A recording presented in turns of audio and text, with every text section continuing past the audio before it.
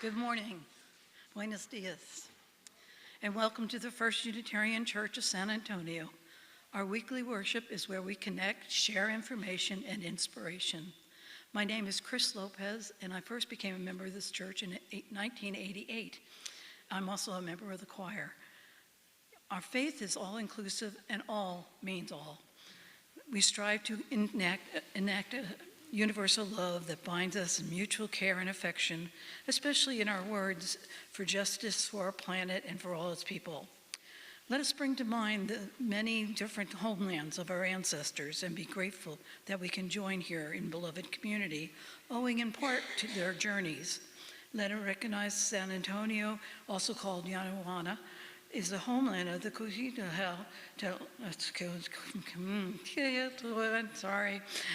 whose people have lived, I practiced that, whose people have lived here over 8,000 years.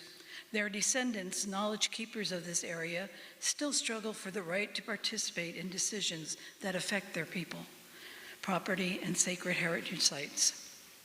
We invite those who are visiting us to rise so that we may see you and greet you. Any visitors?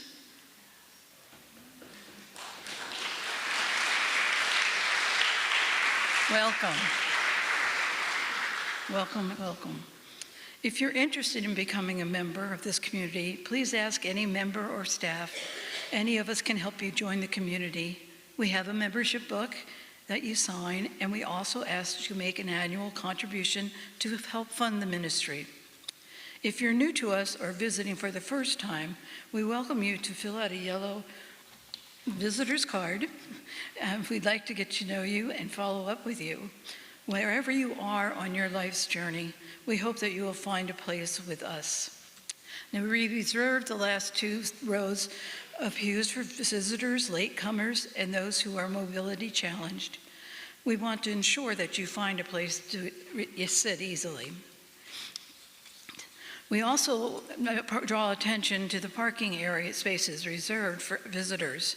They are located along the iron fence gate, and we kindly request that members leave those parking spaces open for visitors. Now I invite you to greet your neighbors and extend a warm welcome to one another.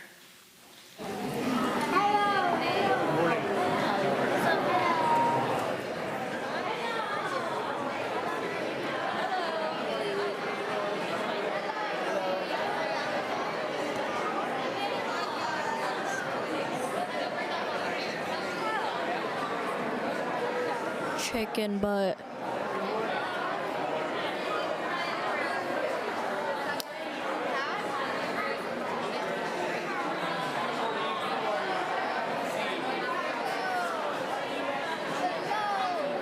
Bro, America, I tried speaking into the mic. Did it work? No, it's off. Well, obviously it's next to you.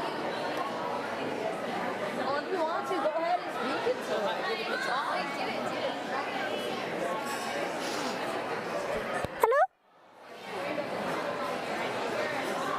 off.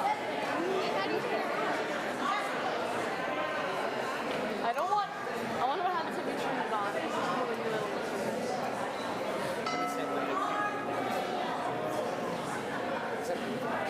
It's unplugged from over there.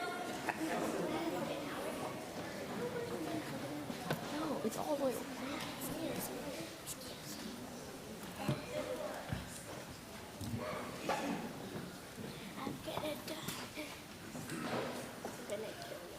Good morning. Excuse me. And Happy New Year to everyone. Welcome to 2025.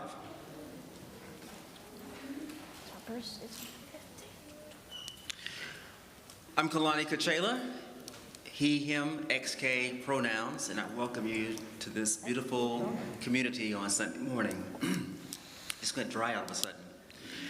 Our opening words are from Caitlin Breedlove. They're titled Grounded, Willing, Open to New Life. Fertility in social movements and among people is not something we control.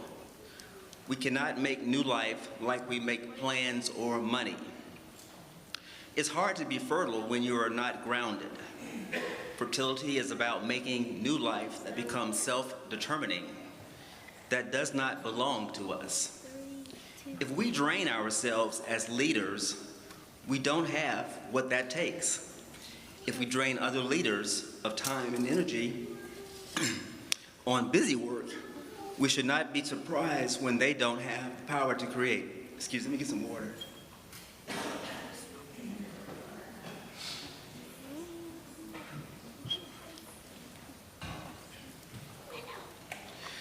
If we're always looking in mirrors made of glass or social media and looking outward, we should not be surprised when truly new things don't want to come through us to be born.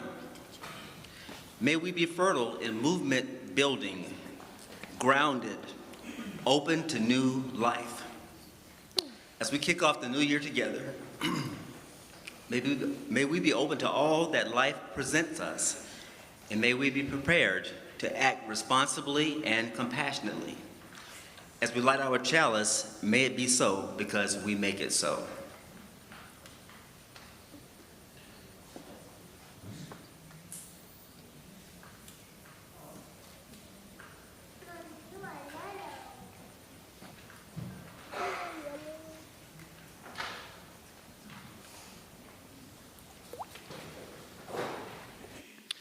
I invite you to rise in body or spirit as we sing together number 347, Gather the Spirit.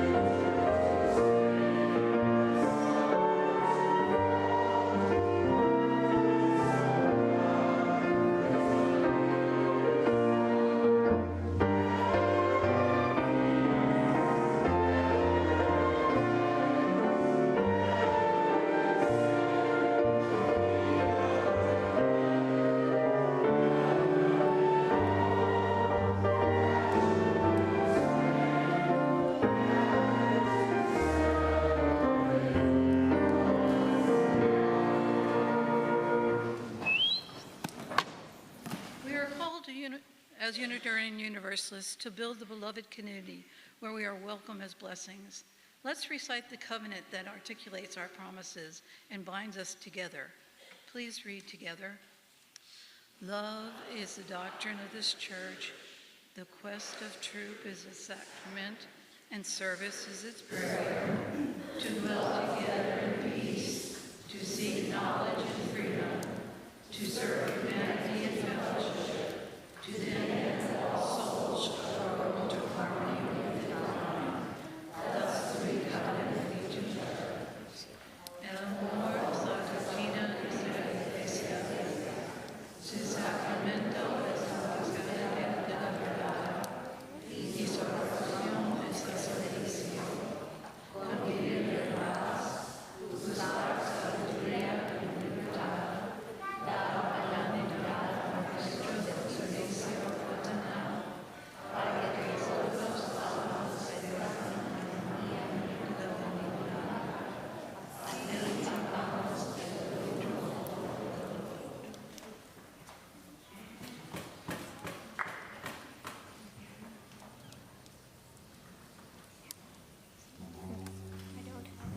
Hi,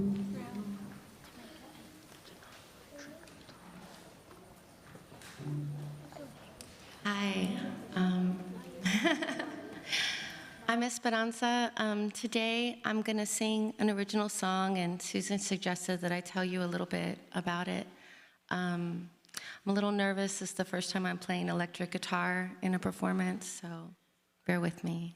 But this song is called Dejo el Espacio, and I started writing it 2 years ago and only came up with one verse.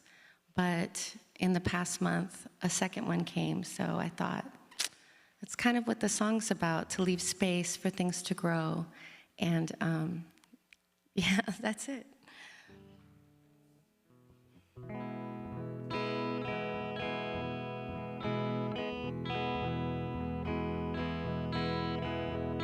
El hambre de rayete es muy aventura en intervalos inciertos. Ese hueco espacio adentro no se puede llenar, ¿por qué tentarlo? No quería llenar el hoyo antes con lo que esté a la mano. Era tan fácil fingir no que esté, ¿por qué cambiar ahora?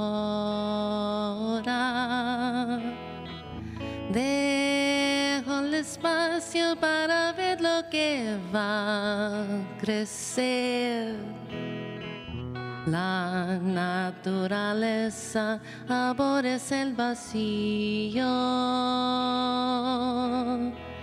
pero se necesita tomar su tiempo. No se puede tener prisa. Tienen que esperar la primavera.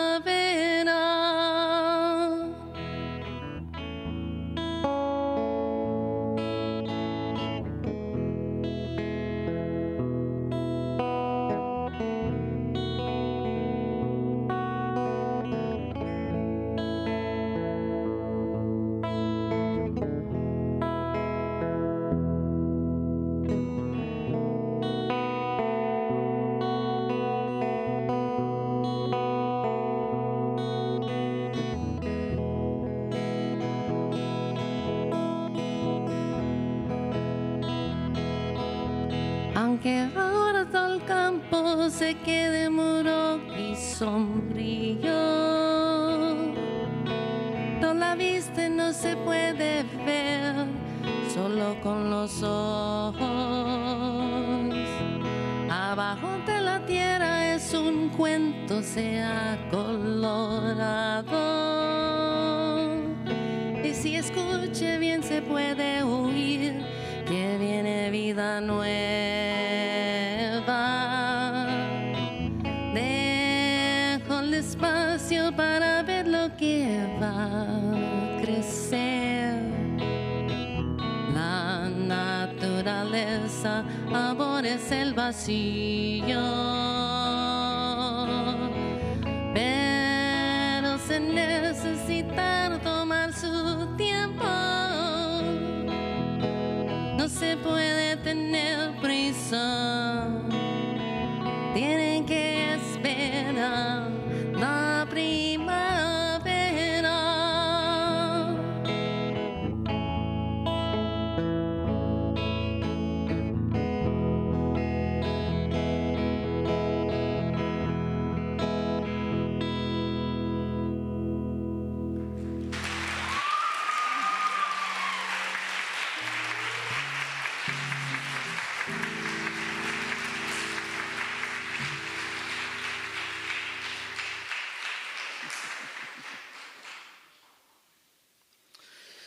Thank you, Esperanza. I can really appreciate your creative process.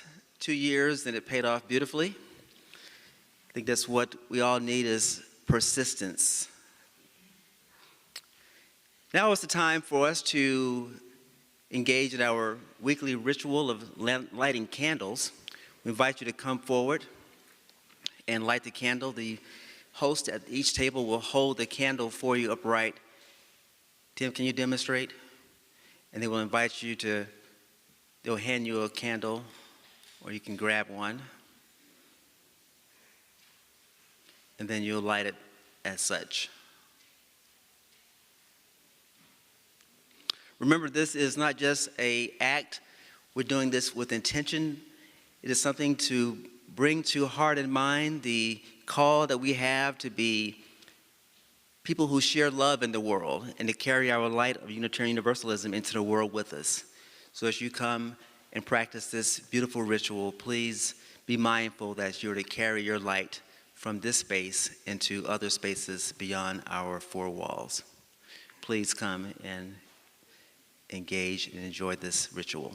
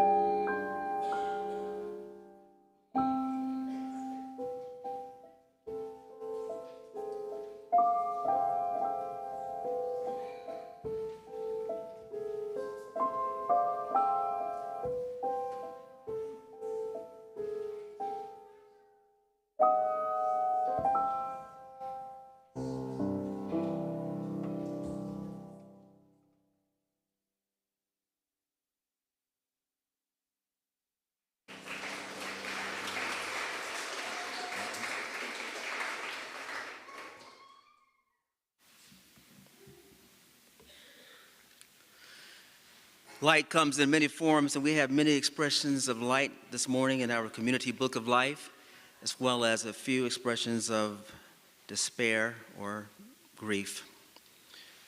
The first one is from Nasim Miman, who is a Sunni Muslim, and she writes that we should pray for Muslims in San Antonio and Texas and the U.S. following the tragedy in New Orleans, and she's afraid that Muslims may be mischaracterized as members of Al-Qaeda, the Taliban, and Hamas. We have UU thoughts for friends Linda and Becky as they lost their adult daughter, Jennifer, this week. Also, UU thoughts for my daughter-in-law who had a miscarriage this week, her fourth. Yesterday, Jim Sims celebrated his 81st birthday.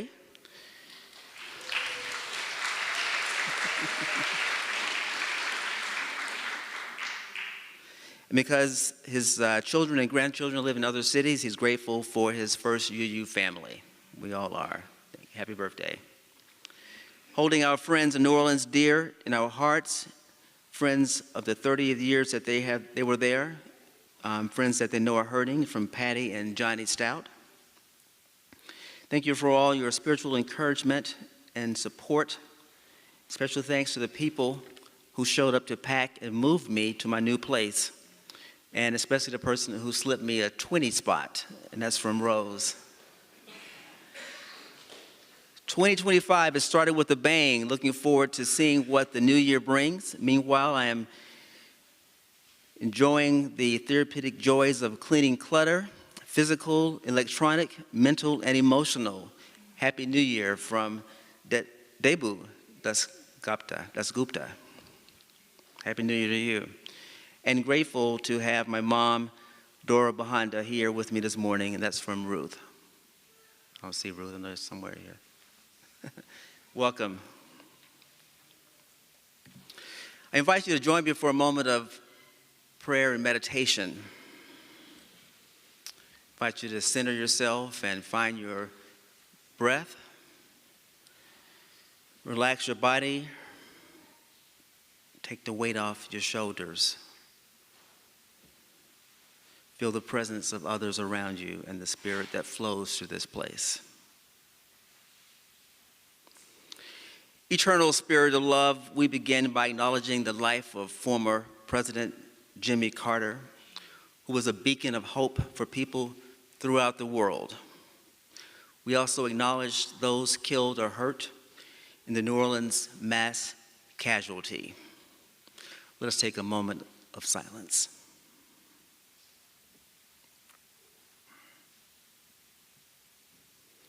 The new year is upon us and renews the opportunity to continue the mission of this beloved community.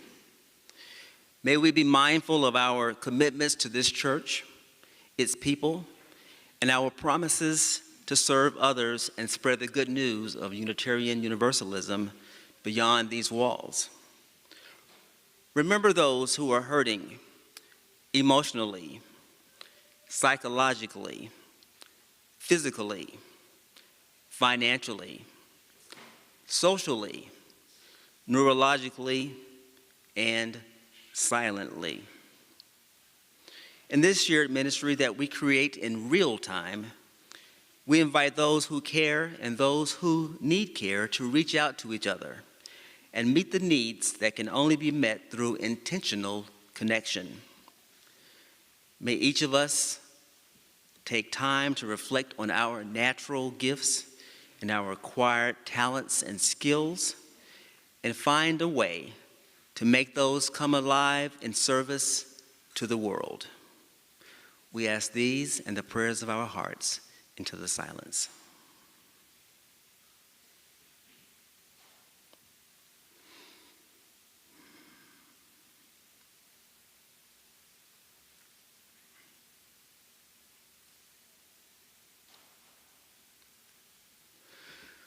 We ask these prayers and meditations in the name of all persons present and absent, known and unknown, remembered and forgotten, and all helpers of humankind.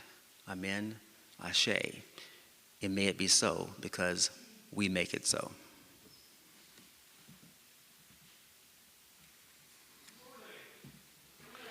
My name is Tim Versteeg. It is my great pleasure to be the Director of Lifespan Religious Education here at the church. My pronouns are he, him, and if I could have the young or young at heart come up to the front and join me, we're going to figure out what is making that big noise in this box today.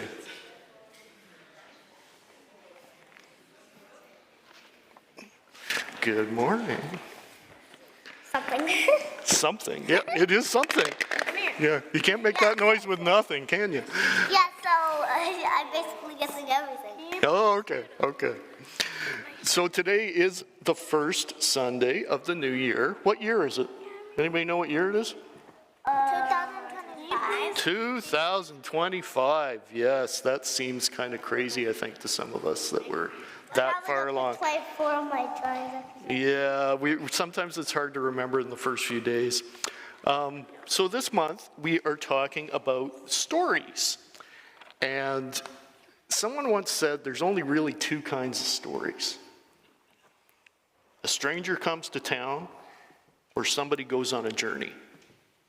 So we're going to see what kind of story we have today when we open the box.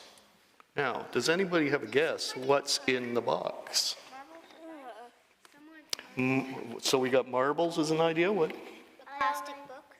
A plastic book. That's interesting for a story. That's a neat idea. Anybody else got any guesses? Pencil.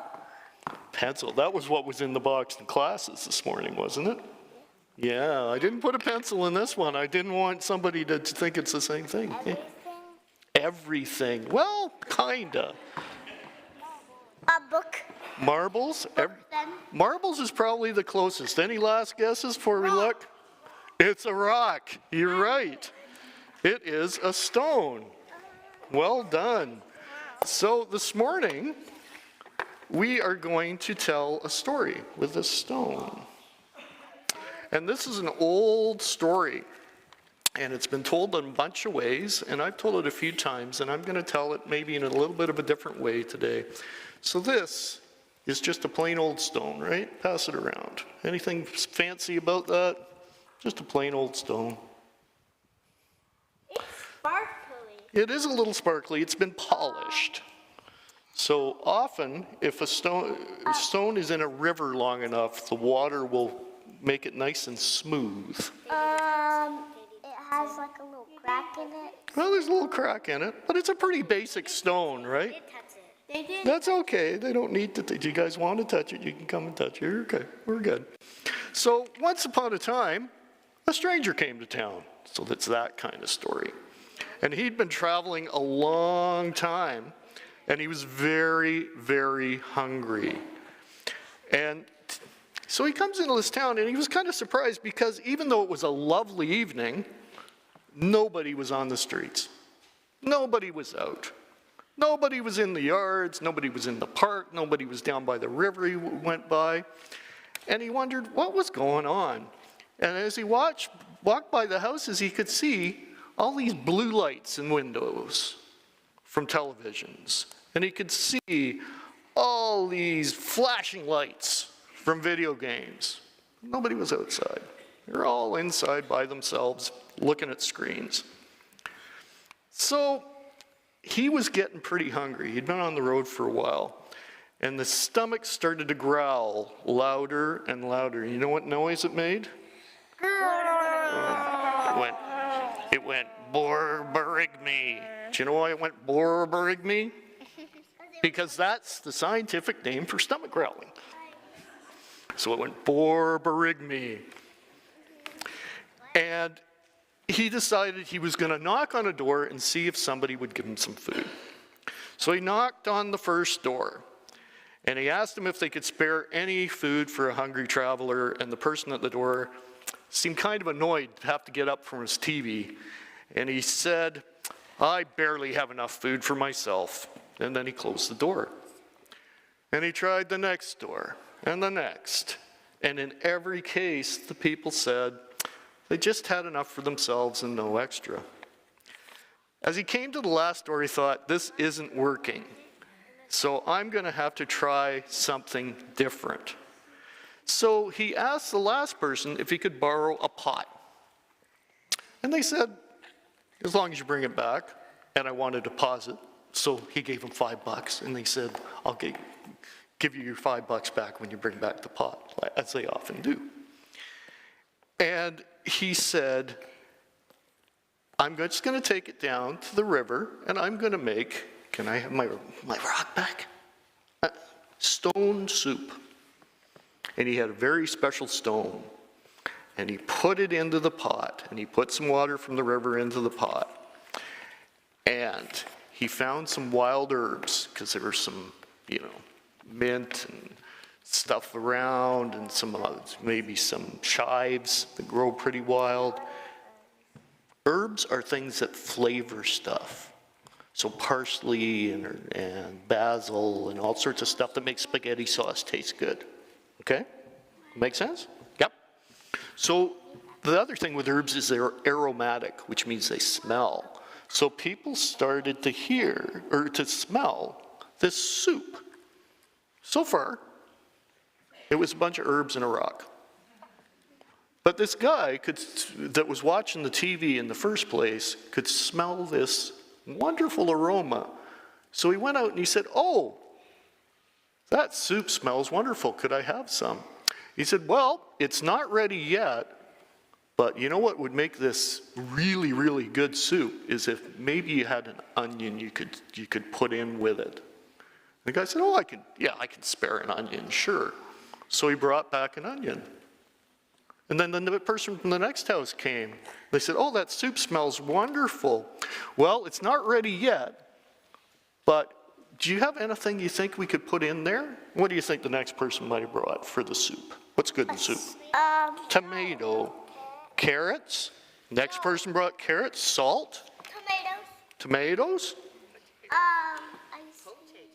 Potatoes. Also good. Potatoes. So all the townspeople brought all this different stuff for the soup. And it smelled better and better and better. And finally he said, oh, I think my stone soup is finally done. If everybody can bring their bowls, we can all share it and have a nice dinner together. So all the people had a lovely dinner together. And even though they said they didn't have enough for anybody but themselves, when they all pulled together and they all contributed something to the community, everybody got fed and everybody had a lovely time and weren't alone in their houses anymore. So sometimes when we work together and we share with each other, even if all we have to share is an idea, even if all we have to share is a stone, our whole world can benefit. And that there's going to be enough for everyone. And that's the end of our story today about stone soup. Okay. Yeah.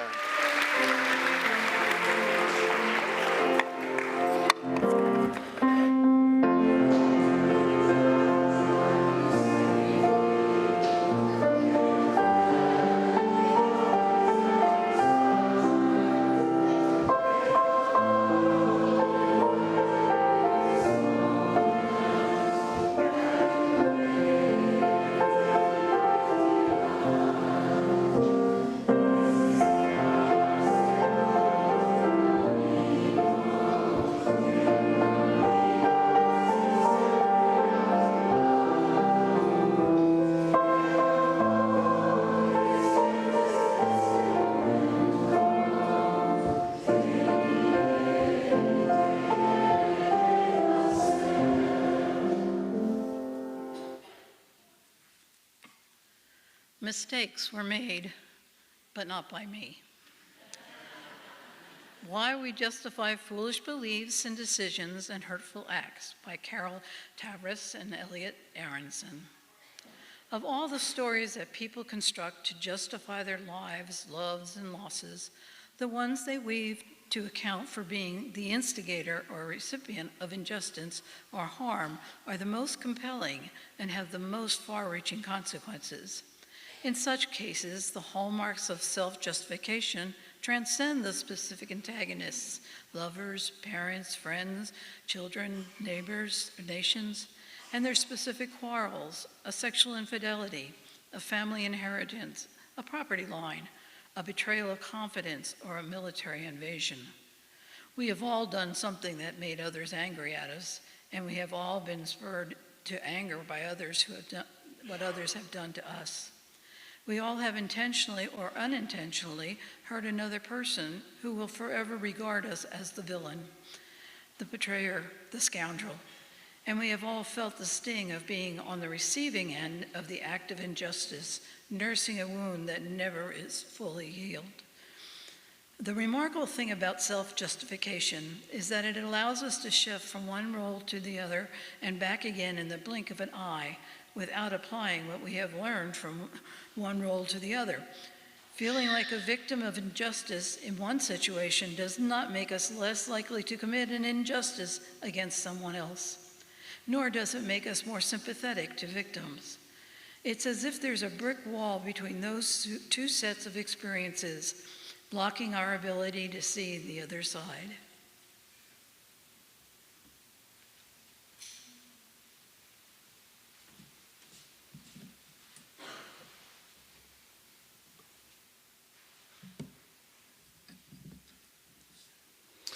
Thank you, Chris, for that lovely reading. It's good to have you join me this morning in the pulpit.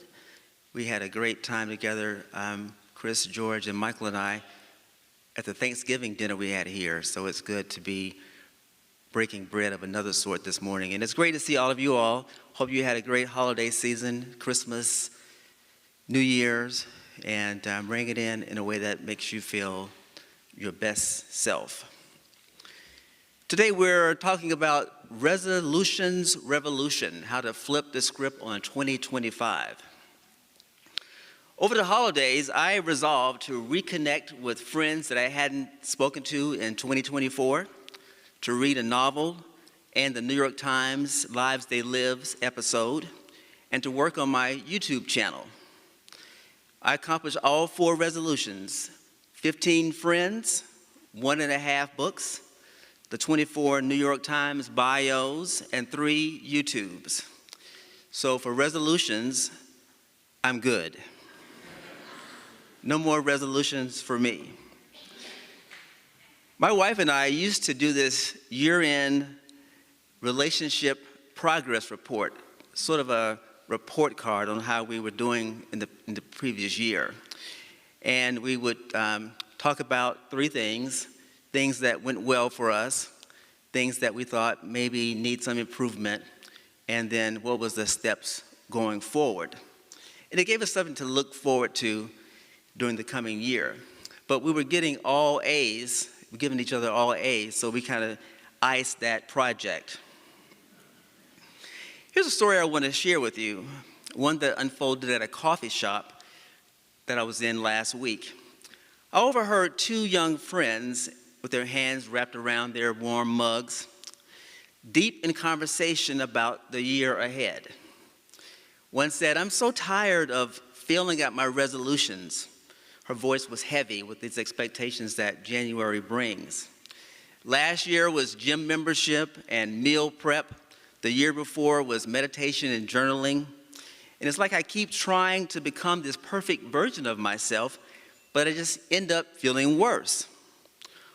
Her friend leaned forward with some type of glee and sparkle in her eyes, and she said, "You know what this reminds me of? That song lyric, 'I'm the problem, it's me.'" But what if we're both got it wrong? What if the problem isn't us at all, but this culture that keeps telling us that we're not enough? I watched them as an understanding seemed to sparkle up between them when their personal truths became kind of a collective wisdom. Maybe, the first friend said slowly, instead of trying to fix ourselves, we should be fixing the world that makes us feel broken. Let me share another story with you, one that I heard on a podcast. Dave was a longtime social justice volunteer who had been battling with what he called his perpetual resolution to lose weight. But something shifted when he linked up with a food pantry. I realized, he said, while sorting through some donated vegetables, that every hour I spent obsessing over calories could have been an hour spent feeding someone who hadn't eaten all day. My body isn't a problem to solve. It's an instrument for service, love, and connection. These stories, for me, illuminate something profound about our relationship with New Year's resolutions. We've been taught to view them through a lens of personal inadequacy, as though each January 1st is an indictment of all the ways we've failed to measure up. But what if we could revolutionize this tradition? What if, instead of pledging to shrink our bodies, we expand our circles of compassion? Instead of promising to grind, what if we committed to rest more deeply, to listen more carefully, to show up more fully for each other? What if resolutions weren't about fixing ourselves, but about healing our world? This is where our shared UU values light the way forward. We are a people who believe in the transformative power of love, not as an abstract concept, but as a force that shapes communities and changes lives. We understand that spiritual growth happens not in isolation, but in relationship, in the sacred space where personal truth meets collective wisdom. Consider this revolutionary approach to 2025. Instead of, I will lose 20 pounds, what if we resolve, I will build a world where every body is valued? Instead of, I will save more money, what if we pledged, I will join with others to create systems that serve human need, not human greed? Instead of, I will be more productive, what if we committed to, I will help create a culture that values rest, reflection, and reconnection? Now, this is not about dismissing personal growth. It's about recognizing that true transformation happens when we align our individual journeys with our collective calling. It happens when we remember that we are all part of what Dr. King called the inescapable network of mutuality. Think about the moments when in your own life you felt most alive, most purposeful, most connected. Were they moments of solitary achievement, or were they moments of shared struggle, shared joy, shared discovery? When I called my 15 friends that I missed talking to during the last year, I felt so alive, purposeful, and connected. I learned that one of them is living with Alzheimer's. So I ended up having a long conversation with his wife as he listened in, which enabled us to share thoughts about our personal life missions. UU congregations are known for being spaces for transformation. Our spiritual ancestors resolved to imagine heaven not as a distant place, but as something we create together, here and now, through acts of courage and compassion. As we stand on the threshold of 2025, we're invited to be a part of this resolution, revolution. We're called to transform personal intentions into collective action, our individual hopes into shared commitments. Imagine what would happen if every member of this congregation aligned their resolutions with our deepest values. Imagine the ripples of transformation that would spread from these commitments, not just changes in individual lives, but shifts in the very fabric of our beloved community. I've been wondering, how might you use model bridging the gap between the political left and the political right? Not that it's our responsibility to mediate for two extremes or mend divisiveness that is America, but how can we impact the world around us? President Carter named this divisiveness decades ago. So did President Lincoln. It is not new. Many of us on the left have psychologically braced ourselves for January 20th. We're pushing against a door that must be opened. Some are entrenched in a mindset about how the country should be governed and are running scared based on promises made. Don't live scared. We must be careful not to other the winners.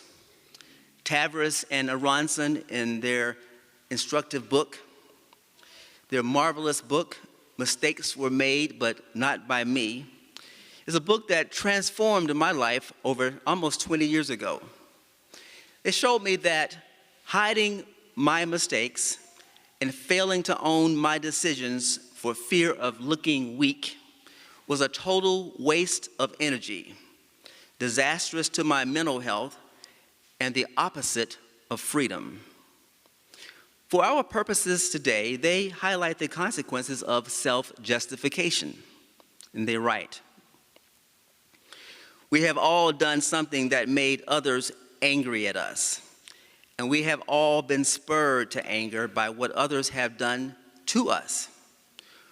We all have, intentionally or unintentionally, hurt another person who will forever regard us as the villain, the betrayer, the scoundrel.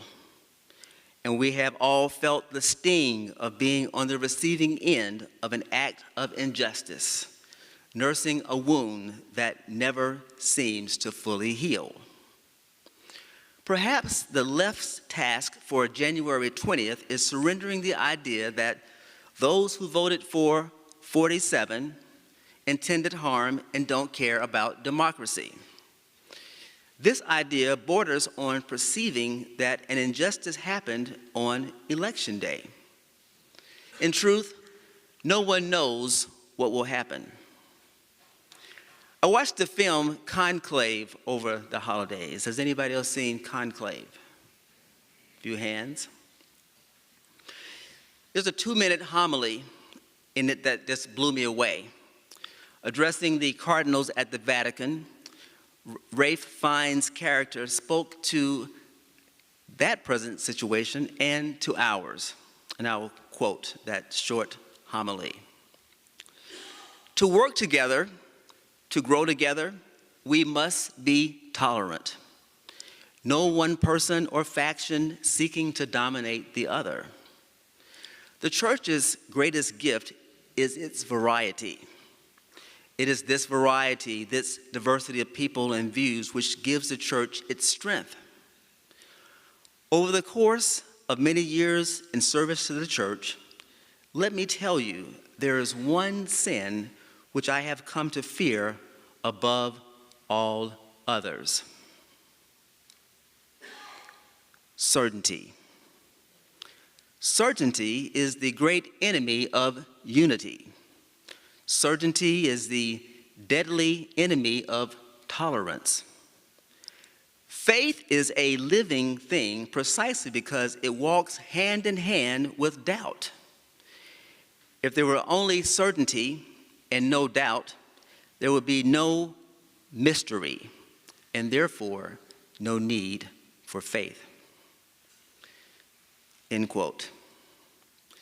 My plea is that Americans unify, keep faith in the democratic experiment, and hold on to the mystery. Cast out the certainty that keeps us entombed in fear. That means left and right must unite. The House Minority Leader, Hakeem Jeffries, says we must get on with the country's business. When I reflect on President Carter's legacy, I'm reminded of his unfailing faith in human beings' capacity to live together peaceably and with integrity. To that, I add a teaching by John McWhorter, the professor of linguistics at Columbia University, who flipped my understanding of social justice and identity. In the master class titled Black History, Black Freedom, and Black Love, he said the following: focusing on obstacles as the most interesting and charismatic thing that we as Black people can dwell upon gets us nowhere. We really could get further if we would think proactively. The idea is to focus on doing things rather than talking about why we can't. No human group has ever gotten ahead with its professional class as focused on obstacles as we tend to be. We're encouraged to think about obstacles too much. Then it becomes, yes, we can't, rather than yes, we can. Many of us find it attractive to think that way because it gives us a sense of fellowship as people under threat. There's a warmth in that any human beings would seek, and we Black people are in a situation where there is always a major temptation to fall into that comfort zone, but we could do better, end quote. McWhorter's point of view should resonate with us. We all need more creativity, focus on what we can do, and resist the identity based on injustices committed against us. In this way, he is aligned with Tavris and Aronson. His POV applies to our work as Unitarian Universalist. How do we progressives shed the tendency to self-justify while creatively leading and proactively transforming our communities? This is not easy work, my friends. It requires us to question deeply ingrained patterns, to resist cultural messages that tell us our worth is measured by our productivity, our appearance, and our economic success.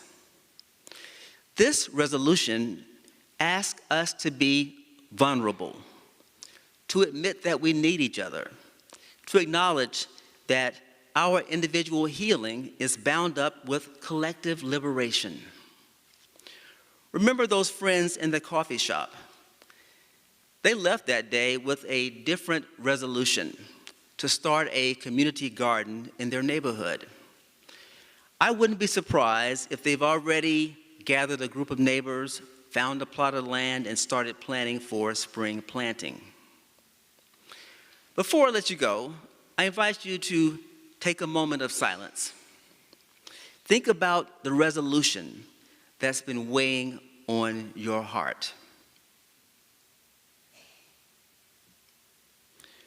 Now imagine how it might transform if you viewed it through the lens of our shared values, through our commitment to love, to interdependence, to generosity. This is the language of evolution. Let 2025 be the year we flip on resolutions. We resolve to evolve in the face of uncertainty. Together, let's create the beloved community we all deserve. Amen. Ashe. And may it be so.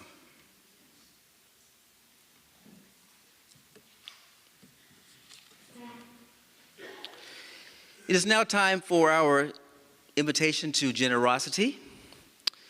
I was reminded from talking to another colleague yesterday, one of my 15 friends that I hadn't spoken to in 2024, who was a minister in Fort Worth.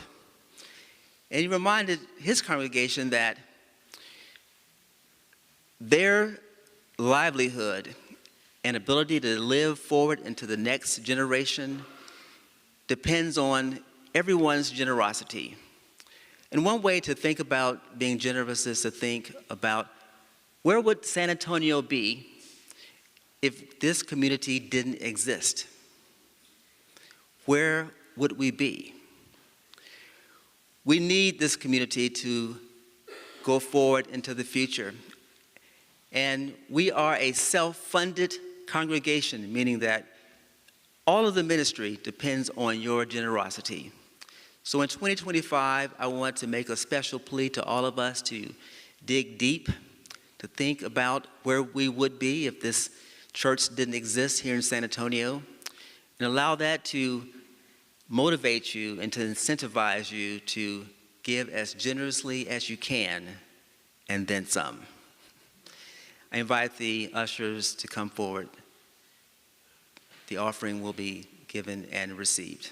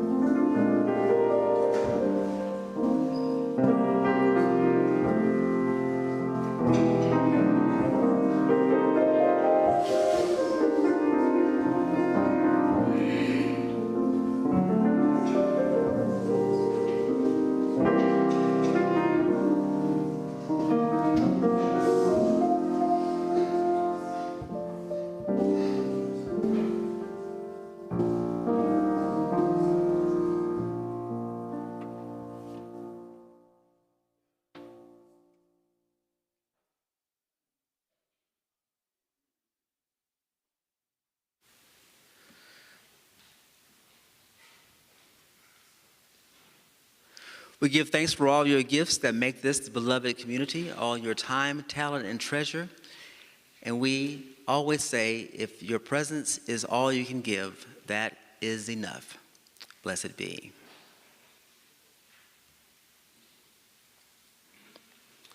Well, I hope that sermon didn't bring you all down. I wanted to give you something to work with for the coming year. It's going to be a tough one, as we know.